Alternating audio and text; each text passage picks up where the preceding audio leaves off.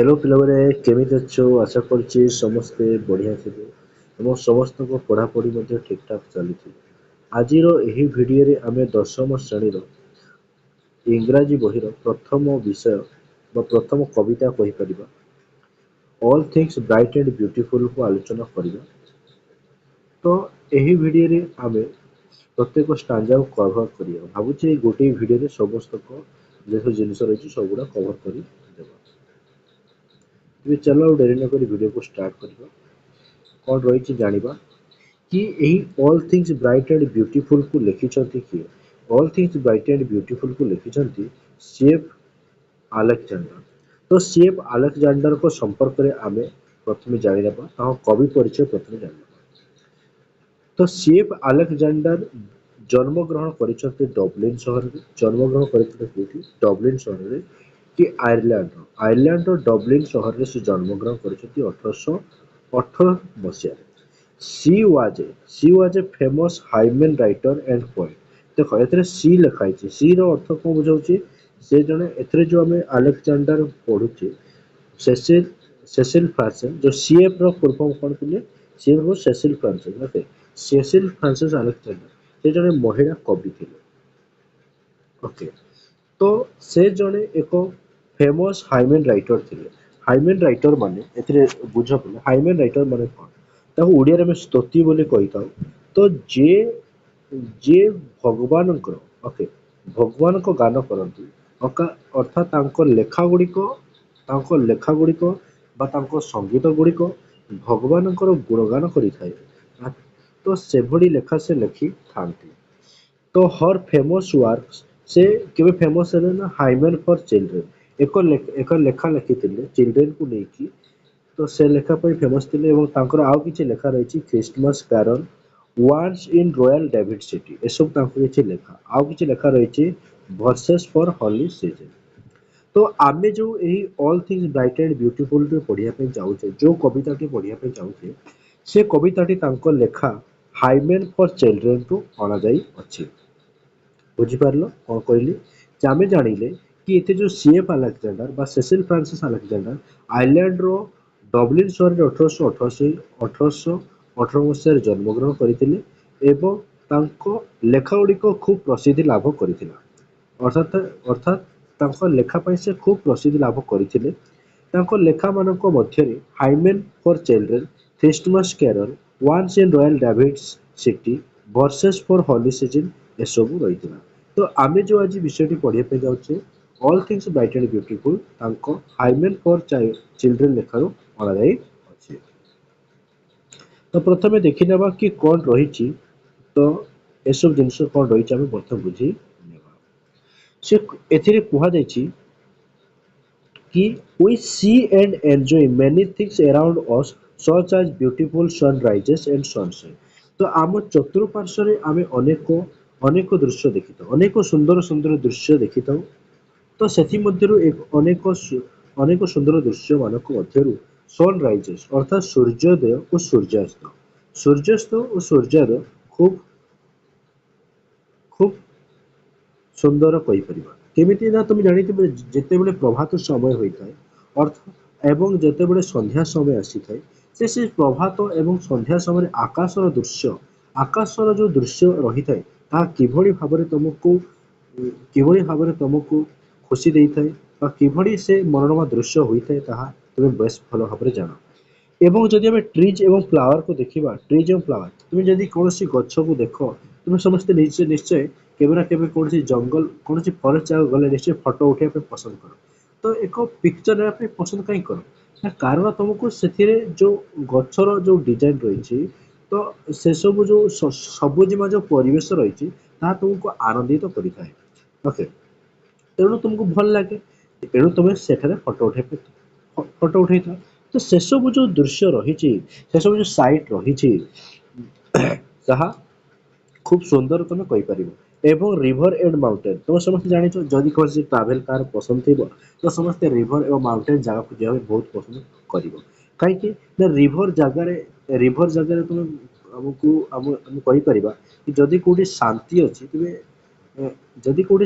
ଅଛି ନା ଜୀବନରେ, ତେବେ ନଦୀ ନାଳ ଏବଂ ପର୍ବତ ହେଲା ଏ ଜାଗାକୁ ଯଦି ଯାଅ ଯଦି ଯାଅ ତେବେ ନିଶ୍ଚୟ ସେଥିରେ ଖୁବ୍ ଶାନ୍ତି ଲାଗେ ବୋଲି କହିପାରିବେ। କାହିଁକି ଶାନ୍ତି ଲାଗେ ନା କାରଣ ସେ ଯୋଉ ଯଦି ଆମେ ରିଭର ଦେଖିବା ମାଉଣ୍ଟେନ ଦେଖିବା ତ ସେଥିରୁ ଯୋଉ ସାଇଡ ଦେଖିବାକୁ ମିଳିଥାଏ ଯୋଉ ଦୃଶ୍ୟ ଦେଖିବାକୁ ମିଳିଥାଏ ତାହା ଖୁବ୍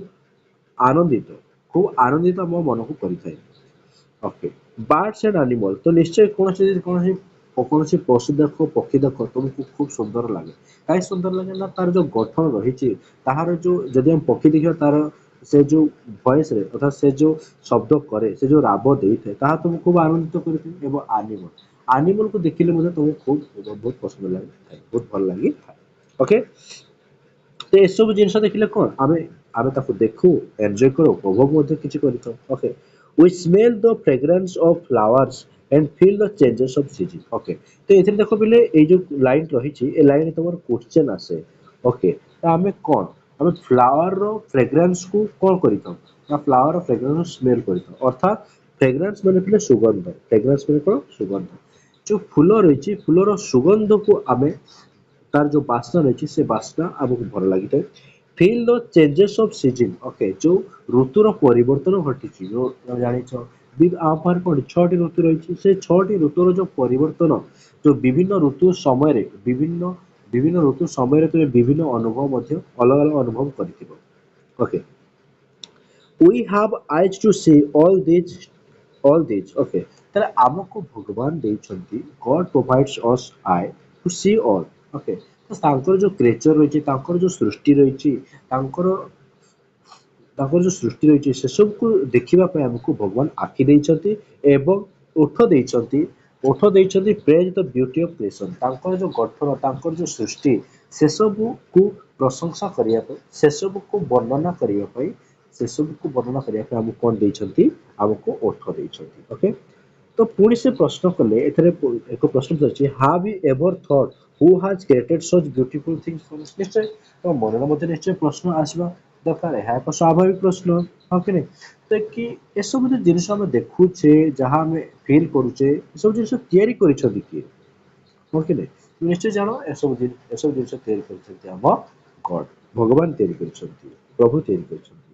ହୁ has blessed us sense of sight smell and feelings ତ ଛାଡ଼ ତ ପିଲେ ଆମେ ଏହି କବିତାଟିକୁ ଭଲ ଭାବରେ ପଢିବା ଜାଣିବା କବି ଏଥିରେ ଯୋଉ ନାରୀ କବି ରହିଛନ୍ତି ଯେ ସେସିଲ ଫ୍ରାନ୍ସିସ୍ ରହିଛନ୍ତି ସେ ଏଠାରେ କଣ ବର୍ଣ୍ଣନା କରିବା ପାଇଁ ଚାହୁଁଛନ୍ତି ତାର ଭଲ ଭାବରେ ଆଲୋଚନା କରିବା। ଦେଖ ଆମେ ଏଥିରେ କିପରି ପଢିବା ଏକ ତ ଆମେ ଷ୍ଟାଞ୍ଜା ୱାଇଜ ପଢିବା ଏବଂ ତାର ଇଂଲିଶ ଏକ୍ସପ୍ଲେନେସନ ଦେଖିବା ଏବଂ ତାର ଓଡିଆରେ ଯୋଉ ଏକ୍ସପ୍ରେସନ ରହିଛି ତାହା ମଧ୍ୟ ଆମେ ତମ ପାଇଁ ପ୍ରସ୍ତୁତ କରିଛୁ ତାହା ଆମେ ଦେଖିବା। ଓକେ ପ୍ରଥମ ଷ୍ଟାଞ୍ଜାରେ କଣ ରହିଛି ପିଲା ଦେଖ ଭଲ ଭାବରେ ଧ୍ୟାନ ଦେବ କାହିଁକି ନା ଆମକୁ ପ୍ରତି ଲାଇନକୁ ବୁଝିବାର ଅଛି। Okay all things bright and beautiful ଜାଣିଛ ନା ପିଲା ତମେ ଆଶ୍ଚର୍ଯ୍ୟ ହେବ all things bright and beautiful ଏଇ ଲାଇନରୁ କ୍ୱେଶ୍ଚନ ଆସିଛି। ଓକେ 2019 ମସିହାରେ ଏକ କ୍ୱେଶ୍ଚନ 2019 ମସିହାରେ ଏକ ପରୀକ୍ଷାରେ କ୍ୱେଶ୍ଚନ ରହିଥିଲା କି କବିତା ନାଁରେ ହିଁ କ୍ୱେଶ୍ଚନ ଥିଲା। ଦେଖ all things bright and beautiful all creature great and small all things wise and wonderful the Lord God made them all। ଦେଖ ତମମାନଙ୍କୁ ଯୋଉମାନଙ୍କୁ କି ଇଂଲିଶ ପଢି ଆସେନି ତ ସମସ୍ତେ ଟିକେ ଟ୍ରାଏ କରିବେ ମୁଁ ଯେତେବେଳେ ପଢୁଛି ଶୁଣିବା ପାଇଁ ଯୋଉ କୋଉ ୱାର୍ଡକୁ କିଭଳି ପଢୁଛି ତାହା ଶୁଣିବା ପାଇଁ ଏବଂ ଯୋଉମାନେ ଏହାର ମାନେ ଜାଣିବ ମିନିଂ ଜାଣିବ ଆମେ ଏହାର ଓଡିଆ ଏକ୍ସପ୍ରେସନ ମଧ୍ୟ ରଖିଛୁ ତାହା ତୁମେ ଦେଖିଲେ ଭଲ ଭାବରେ ବୁଝିପାରିବ। ତେଣୁ ଧ୍ୟାନ ଦେବ ଆମେ ଯେପରି ପଢଉଛୁ। ଓକେ ଯୋଉ ଖାତା ରଖିବ ପାଖରେ କୌଣସି ନୋଟ ରଖିବ ଯାହାଦ୍ୱାରା ତମେ ନୋଟ କରିବ କି ଯୋଉ ମିନିଂ ଆସୁନି କିମ୍ବା ଯୋଉ ୱାର୍ଡଟା କେମିତି ପଢା ହଉଛି ତାହା ତମେ ବୁଝିବ ଭଲ ଭାବରେ ଶୁଣିବ ଭଲ ଭାବରେ। Okay all things bright and beautiful ଦେଖ ସେ କହିଛନ୍ତି ଯେ ଭଗବାନଙ୍କ ସୃଷ୍ଟିରେ ଭଗବାନଙ୍କ ଯାହା ବି ଗଠନ ରହିଛି ସମସ୍ତ ଜିନିଷ ଉଜ୍ଜଳ ଏବଂ ଖୁବ ସୁନ୍ଦର। Okay all creature great and small ତାଙ୍କର ଯୋଉ କ୍ରିଏଚର ରହିଛି ତାଙ୍କର ଯୋଉ ସୃଷ୍ଟି ରହିଛି ସେସବୁ ମଧ୍ୟରେ ସୃଷ୍ଟି ମଧ୍ୟରେ ଗ୍ରେଟ୍ ଆଣ୍ଡ ସ୍ମଲ୍ ଛୋଟ ବଡ ସବୁ ରହିଛନ୍ତି। Okay all things wise and wonderful ଯାହା ବି ଜିନିଷ ରହିଛି ଯାହା ବି ସୃଷ୍ଟି ରହିଛି ତାଙ୍କର ସୃଷ୍ଟି ରହିଛି ସବୁଗୁଡ଼ିକ ୱାଇଜ୍ ଏବଂ ୱଣ୍ଡରଫୁଲ ବୋଲି କହିଛନ୍ତି। ଦ ଗଡ୍ ପୁଣି ସେ ଶେଷରେ କହିଛନ୍ତି ଯେ ଏସବୁ ଯୋଉ ସୃଷ୍ଟି ରହିଛି ଆମେ ଯୋଉ କହିଲେ ଏସବୁକୁ ତିଆରି କରିଛନ୍ତି କିଏ ଗଡ୍ ହିଁ ତିଆରି କରିଛନ୍ତି ବୋଲି କହିଛନ୍ତି। ତମେ ଚାଲ ଦେଖିବା ତାର ଇଂଲିଶ ଏକ୍ସପ୍ରେସନ କଣ ବୁଝିବା ଭଲ ଭାବରେ। In this stanza, the poet says that everything in nature जहाँ भी नेचर रही जहाँ भी आम प्रकृति रही से सब वेदर बिग हो पारे कि स्मॉल हो पारे बड़ हो पारे छोट हो पारे बृहत हो पारे क्षुद्र हो पारे ब्राइट और ब्यूटीफुल ताहा कौन हो पारे ताहा उज्जवलमय हो पारे ताहा सुंदर हो पारे ताहा वाइज हो पारे वंडर हो पारे ता माने कौन पिले ताहा विज्ञ हो ताहा ताहा विज्ञ एवं चमत्कार हो पारे बोली कहउछन्ति ओके तो हाज क्रिएटेड बाय गॉड एसबु जिनस काहार द्वारा करेछि गॉड को द्वारा तैयारी होइछि बोली कहैछि तेबे एथि मध्यरे काहाको इनक्लूड करिपा it includes animals plants and all living जेते सब जीवंत जीव रहिछन्ति समस्त एथिरे कोन होई परिबे अंतर्भुक्त होई पारिबे देखिबा तर ओडिया एक्सप्रेशन कोन रहिछि एठारे कवि କହିଛନ୍ତି ଯେ ପ୍ରକୃତିର ସମସ୍ତ ଜିନିଷ ଉଜ୍ଜଳ ଓ ସୁନ୍ଦର ବ୍ରାଇଟ୍ ଏଣ୍ଡ ବ୍ୟୁଟିଫୁଲ ଏବଂ ସମସ୍ତ କ୍ରେଚର ଅଲ୍ କ୍ରେଚର କଣ ଗ୍ରେଟ୍ ଏଣ୍ଡ ସ୍ମଲ୍ ଓକେ ଏବଂ ଯେଉଁମାନେ ବୁଦ୍ଧିମତୀ ଓ ଅଦ୍ଭୁତ ତ ଏଠାରେ ଯୋଉ ଆମେ କହିଲେ ଯୋଉ ସୁନ୍ଦର କହିଲେ ଉଜ୍ଜଳ କହିଲେ ସୁନ୍ଦର କହିଲେ ବଡ଼ ପ୍ରାଣୀ ଛୋଟ ପ୍ରାଣୀ କହିଲେ ଏସବୁ ସମସ୍ତେ ନିଜର ବୁଦ୍ଧିରେ ବୁଦ୍ଧିମତ ଅଛି ୱାଇଜ ସମସ୍ତେ ଜାଣନ୍ତି ଯେ କିଭଳି ଭାବରେ ବଞ୍ଚିବାକୁ ହେବ ତ ସମସ୍ତେ ଏସବୁ ଜାଣନ୍ତି ଏବଂ ସମସ୍ତେ ୱଣ୍ଡରଫୁଲ ମାନେ ଚମତ୍କାର ସମସ୍ତଙ୍କ ଗଠନ ସମସ୍ତଙ୍କ ରହଣି ଚଳଣି ଓକେ ସମସ୍ତ ଏସବୁ ଜିନିଷ ଚମତ୍କାର ବୋଲି କହିଛନ୍ତି ତେବେ ଏସବୁ ଜିନିଷକୁ ତିଆରି କରିଛନ୍ତି କିଏ ଭଗବାନ ତିଆରି କରିଛନ୍ତି ଏବଂ ସେ କହିଛନ୍ତି ସମସ୍ତ ସୃଷ୍ଟି ତାଙ୍କ ହସ୍ତକଳାର ଫଳ ବୋଲି କୁହାଯାଇଛି ତ ବୁଝିପାରିଲା ପିଲେ ଭଲ ଭାବରେ ଷ୍ଟାଞ୍ଜା ୱାର୍ଡ କୁ ଭଲ ଭାବରେ क्लियर कर देना देखो तुम यार पीडीएफ मध्ये पाई परिबो किछ असुविधा नहीं ओके यार पीडीएफ हम डिस्क्रिप्शन देखि चेक करिवो सेथिरे पाई परिबो तो जो मन को हम वीडियो भल लागुची आम सहित जोड़ी रहा पे चाहूछ एवं आगो एभली वीडियो देखिया पे चाहूछ निश्चय पिला हम चैनल को सब्सक्राइब और वीडियो को लाइक करबा जमार भूलिबो नाही चलो देखिया पिले द्वितीय स्टैंजा देखिबा कोन कहिची each little flower that opens each little bird that sings he made their glowing colors he made their tiny wings okay तो से कहिछन देखो पिले एथिरे ना एथिरे जो जिंस रहिछि हमकु एबिर बुझिया पड़िबो एइटा बुझिया पड़िबो एवं ओके जो फर्स्ट लाइन ता थर्ड लाइन सहित जो करिवो एवं सेकंड लाइन ता फोर्थ लाइन से जो करके बुझी okay each little flower that open जो छोट छोट फूल जहाँ की फुटी उठे से फूलर जो ग्लोइंग कलर से फूलर जो रंग से सब जिन को तैयारी करछन्ति के भगवान तैयारी करछन्ति each little bird that sing छोट छोट पक्षी जो छोट देखिबो बहुत बड़ छोट छोट पक्षी देखिबो घर चटिया पक्षी अगिरे से सब पक्षीଙ୍କର जो गान जो पक्षीଙ୍କର जो गीत जो गाती जो कुहू कुहू राब देइथांती से सब जिनिस केते चमत्कार तुमे कहि परिबो एवं तांकर जो टाइनी विंग तांकर जो छोट छोट पक्ष तांकर जो छोट छोट डेणा सब तैयारी करछन्ति के भगवान तैयारी करछन्ति जहारी साहाय्य रे गुटे पक्षीटी ए प्रांतरु से प्रांत को उड़ी उड़ी कौन करे निज जीवन निजर जीवन को आगे नहीं थे एवं अनेक सुंदर सुंदर गीत मध्य से गाई थाए ओके तो देखियो पिले जदि गुटे पक्षी को तुम गोटे कैद को रखिच से कैद भीतर जो पक्षीटा एते सुंदर गीत गाए कि जदि जने गोटे पक्षीटा कौन चे गोटे खुला आकाश में बुली रहउची मुक्त भाव में बुली रहउची से मुक्त विहंगटी निश्चय से जो गीत गाए ताहा समस्त को आनंदित करिवो काहे से खुशी रे गाए निज मुक्तता को से समस्त को जणाई थाए चलो पिले देखिबा इंग्लिश एक्सप्रेशन कोन रहछि the poet describes okay the poet describes how God has created every small flowers that blooms okay तो से कहिसंती कि भगवान किभଳି भाबरे छोट छोट फूल को तैयारी करिसंती एवं ता किभଳି भाबरे ब्लूम्स होउची प्रस्फुटित होउची बोले से कहिसंती ग्लोइंग कलर माने तो प्रस्फुटित फुटी उठुची okay every birds that sings okay तो छोट छोट पक्षी जे कि प्रति पक्षी को गीत गाई थांती एवं से ताहार जो फूलर जो ब्राइट कलर कुहागला जो छोट छोट पक्षी जो विंग कुहागला जो डेणा कुहागला पक्ष कुहागला से सब जिनिस को तैयारी करिसंती के आम भगवान से सब जिनिस को तैयारी करिसंती बोली कुहा जाऊ अछि बुझ पालो बोले देखो ओडिया एक्सप्रेशन कहै एठारे कवि कहिसंती जे जेपरि फूल फुटे जेपरि पक्षी गांती सेगुड़ी को मध्य ଭଗବାନ ତିଆରି କରିଛନ୍ତି। ତାଙ୍କର ଉଜ୍ଜଳ ରଙ୍ଗ, ତାଙ୍କ ଯେ ଛୋଟ ପକ୍ଷୀଲା ମଧ୍ୟ ଟିକେ ପିଲେ ଏରର ଅଛି। ତାଙ୍କର ଯୋଉ ଡେଣା, ତାଙ୍କର ଯୋଉ ପକ୍ଷ ରହିଛି, ସେସବୁ ଜିନିଷକୁ ତିଆରି କରିଛନ୍ତି କିଏ? ଆମ ଭଗବାନ ତିଆରି କରିଛନ୍ତି ବୋଲି କୁହାଯାଇଅଛି। ଏଇଟା ବୁଝିପାରିଲ ନା? ଏଭଳି ଭାବରେ ତୃତୀୟ ଷ୍ଟାର ଦେଖ ଦେଖିବା କଣ ରହିଛି। ଦ ପର୍ପଲ ହେଡେଡ ମାଉଣ୍ଟେନ। ଓକେ, ଦେଖ ପିଲେ କଣ ରହିଛି। The purple headed mountain, the running, the river running by, the sunset and the morning that brightens of the sky. Okay, ମୁଁ ଯେମିତି କହିଥିଲି ତମକୁ କଣ କରିବ, ଫାର୍ଷ୍ଟ ଆଡକୁ ଥାର୍ଡ ସହିତ ବୁଝିବ, ସେକେଣ୍ଡ କୁ ଲାଷ୍ଟ ସହିତ ବୁଝିବ। ଓକେ, ଦ ପର୍ପଲ ହେଡେଡ ମାଉଣ୍ଟେନ। ଦେଖ, তুমি ଯେତେବେଳେ ସୂର୍ଯ୍ୟୋଦୟ ଆସୁଛି, ସୂର୍ଯ୍ୟାସ୍ତ ଆସୁଛି, ତ ସେ ସମୟରେ ଯଦି ତୁମେ ଆକାଶକୁ ଲକ୍ଷ୍ୟ କର କଣ ଲାଗେ? ଓକେ, ଆକାଶକୁ ଲକ୍ଷ୍ୟ କର, କୌଣସି ପାହାଡ଼ିଆ ଜାଗାକୁ କିଏ ରହୁଥାଅ, ଓକେ, କାହାର ଯଦି ପାହାଡ଼ିଆ ଜାଗା ପାଖାପାଖି ରହିଛି, ତୁମେ ନିଶ୍ଚୟ ଦେଖିବ ତ ସେ ସମୟରେ ସେ ସମୟର ଦୃଶ୍ୟ କିପରି ଦେଖିବାକୁ ମିଳିଥାଏ, ଆକାଶ କିପରି ଦେଖିବାକୁ ମିଳିଥାଏ। ଦେଖେ, ଏବେ ରିଭର ରନିଂ ବାଇ, ଯୋଉ ନଦୀ ଯୋଉ ବହି ଯାଇଛି, ସେ ନଦୀ ଯୋଉ ବହି ଯାଇଥିବାର ଦୃଶ୍ୟ, ତାର ଯୋଉ ପ୍ରକୃତି, ତାର ଯୋଉ ଗଠନ କୁ ତିଆରି କରିଛନ୍ତି କିଏ? ଏ ସମସ୍ତ ଜିନିଷକୁ ତିଆରି କରିଛନ୍ତି ଭଗବାନ ବୋଲି କହୁଛି। ଅର୍ଥାତ୍ ଭଗବାନଙ୍କର ସୃଷ୍ଟି ଆମେ କହିପାରିବା। ଦେଖ ପିଲେ, ତାର ଇଂଲିଶ ଏକ୍ସପ୍ରେସନ କଣ ରହିଛି।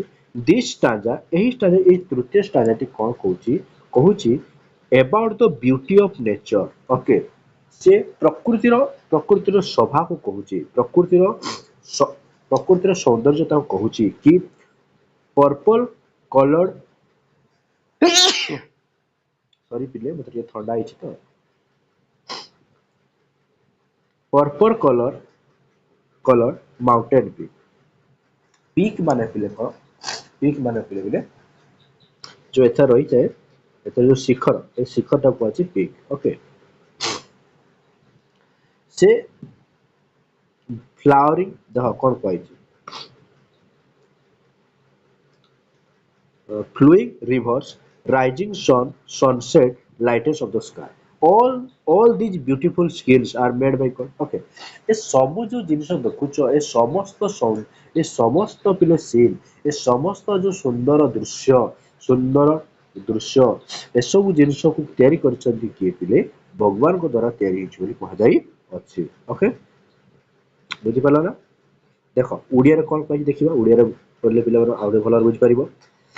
ଏଠି କବି ପାହାଡର ବେଗୁନି ଚୂଡା ପାଖରେ ବହି ଯାଉଥିବା ନଦୀ, ଓକେ, ସୂର୍ଯ୍ୟାସ୍ତକୁ ଦେଖାଇଛନ୍ତି, ଯାହା ଆକାଶକୁ ଆଲୋକିତ କରୁଛି।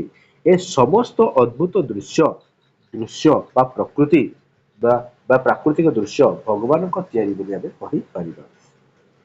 ଓକେ, ଦେଖ ପିଲେ, ଆମର ଫର୍ଥ ସ୍ଥାନ ଦେଖିବା କଣ କହିଛି। The cold wind, the cold wind in the winter, the pleasant summer sun, the ripe fruits in the garden, he made them everyone. Okay, पूरी तरफ पढ़ दूची। The cold wind in the winter, the pleasant summer sun, the ripe fruits in the garden, he made them everyone. Okay, ପୁଣି କହିଲେ ଦେଖ ପିଲେ, ତମେ ଯେତେବେଳେ ଶୀତ ସମୟ ଆସେ, ଶୀତ ସମୟରେ ତମକୁ କଣ ଲାଗେ? ଶୀତ ସମୟ ଶୀତ ହିଁ ଲାଗିବ। ୱିଣ୍ଟର ମାନେ କଣ? ଶୀତ ଋତୁ। ଏ ଶୀତ ଋତୁରେ ଯୋଉ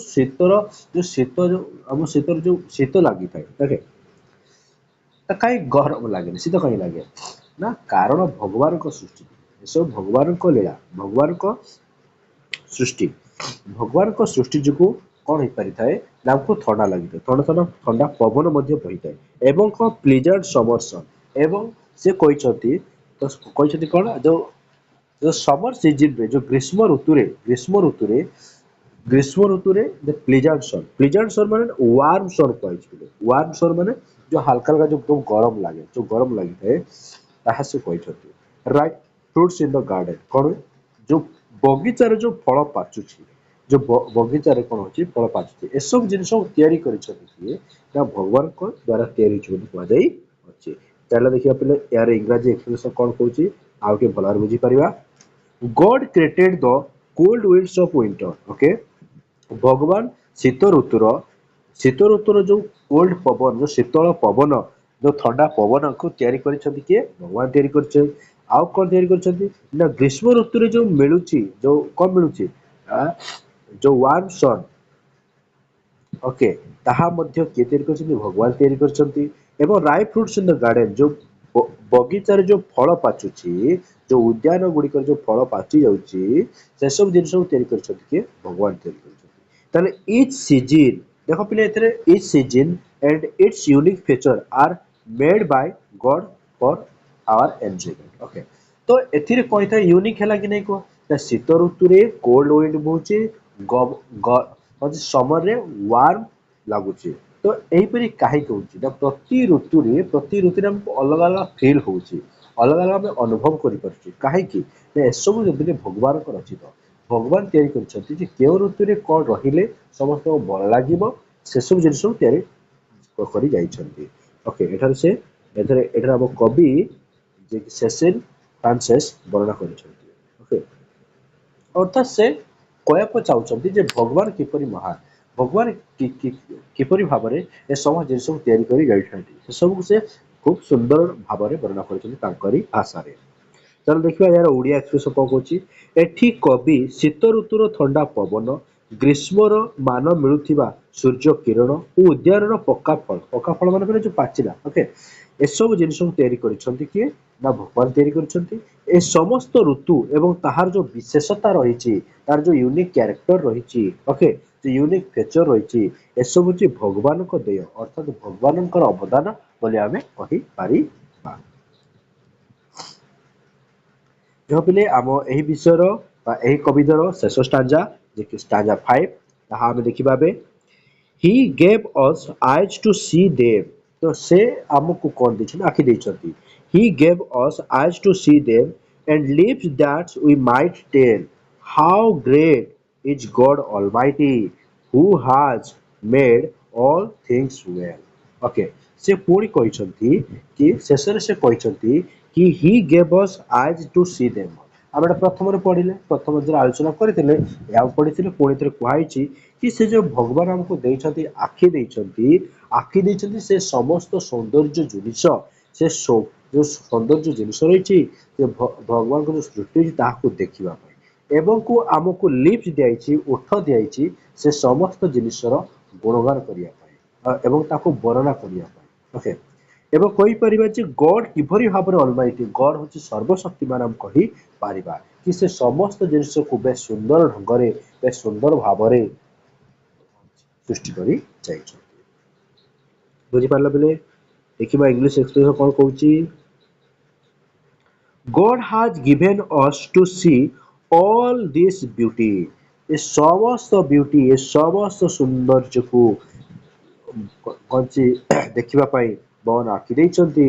and God provide us to live to speak about his greatness, ତାଙ୍କ ମହାନତାକୁ ବର୍ଣ୍ଣନା କରିବା ପାଇଁ, ତାଙ୍କ ମହାନତାକୁ କହିବା ପାଇଁ ତାହା କଣ ଦେଇଛନ୍ତି? ଓଠ ଦେଇଛନ୍ତି। we are blessed with sense to admire and praise his creation, ଆମେ ଅତ୍ୟନ୍ତ ଖୁସି ହେବା ଦରକାର କି ଆମେ ସେଭଳି ଭାବରେ ଆମେ ଆମେ ଏଭଳି ଏକ ଭଗବାନଙ୍କ ସୃଷ୍ଟିରେ ଆମେ ଏକ ଜନ୍ମ ନେଇଛେ, ହଁ କି ନାଇଁ? ତାଙ୍କ କ୍ରିଏସନକୁ, ତାଙ୍କ ସୃଷ୍ଟିକୁ ଆମକୁ ପ୍ରଶଂସା କରିବାକୁ ପଡିବ, ବାଧ୍ୟ ତୁମେ ନିଶ୍ଚୟ କରିବ। କାହିଁକି ନା ଭଗବାନଙ୍କ ଏଭଳି ସୃଷ୍ଟି ରହିଛି, ତୁମେ ନିଶ୍ଚୟ ଭଗବାନଙ୍କୁ ତ ନିଶ୍ଚୟ ତାଙ୍କ ଗୁଣଗାନ କରିବ ନା, ତାଙ୍କ ମହାନତାକୁ ନିଶ୍ଚୟ ତୁମେ ବର୍ଣ୍ଣନା କରିବାକୁ ଚାହିଁବ। ଦେଖ, ଏଠାରେ କବି କହିଛନ୍ତି ଯେ ଭଗବାନ ଆମକୁ ଦେଖିବାକୁ ଆଖି ଦେଇଛନ୍ତି, କହିବାକୁ ଓଠ ଦେଇଛନ୍ତି, ଯାହା ଦ୍ୱାରା ଆମେ ତାଙ୍କର ମହିମା ବର୍ଣ୍ଣନା କରିବା। ଏହା ଆମ ପାଇଁ ତାଙ୍କର ଦେଖାଯାଉଥିବା ଦୟା କୁହାଯାଇପାରିବ। ଓକେ, ଦେଖ ପିଲେ, ତ ଏହିପରି ଭାବରେ ଆମର ପ୍ରଥମ କବିତାଟି ସରିଛି। ଆମେ ନେକ୍ସଟ ଭିଡ଼ିଓରେ ଆମେ ଏହାର ସମସ୍ତ କ୍ୱେଶ୍ଚନ ଆଲୋଚନା କରିବା।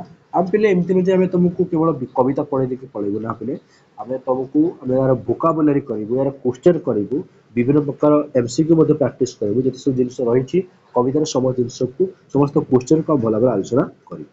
ତ ଆଜି ପାଇଁ ଏତିକି ପିଲେ। ଯେଉଁମାନେ ଆମ ଭିଡ଼ିଓକୁ ଏପର୍ଯ୍ୟନ୍ତ ଲାଇକ୍ କରିନ ପିଲେ, ନିଶ୍ଚୟ ପିଲେ ଭିଡ଼ିଓକୁ ଲାଇକ୍ କର, ଆମ ଚ୍ୟାନେଲକୁ ପିଲେ ସବସ୍କ୍ରାଇବ୍ କର। ଏବଂ କ'ଣ ପିଲେ ଯଦି ଭଲ ଲାଗୁଛି ପିଲେ, ଯେହେତୁ ଆମ ନୂଆ ନୂଆ ଚ୍ୟାନେଲ ତିଆରି ହେଇଛି, ସବସ୍କ୍ରାଇବର ଏତେ ବି ନାହାନ୍ତି, तो समस्ते पिले तुम समस्त आमको तुम समस्त को सपोर्ट दरकार और समस्ते पिले जो सांग साथी निकट शेयर करो ओके तो ये कहबी